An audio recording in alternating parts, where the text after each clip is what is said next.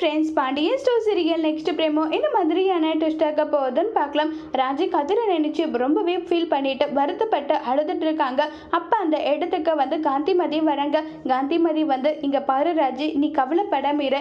மாப்பிள்ளை இப்படிப்பட்ட தப்பெல்லாம் பண்ணியிருக்க மாட்டான். என் பேரனை பற்றி எனக்கு தெரியாதா? ஊர் உலகம் யார் என்ன சொன்னாலும் என் பேரை மேலே எனக்கு நம்பிக்கை இருக்கு நல்லா சொல்லி ரொம்பவே ஃபீல் பண்ணி பேசிட்டு இருக்காங்க. பாட்டின்னு சொல்லிட்டு அழுதுட்டு இருக்காங்க. உடனே அங்கே வந்துடுறாங்க தங்கவேலு. தங்கவேலு அங்கே வந்ததுமே இங்கே பாருடா, உன் பொண்ணு எப்படியெல்லாம் அழுதுட்டு இருக்கா, அவளுக்கு ஆறுதல் சொல்லுடான்றாங்க.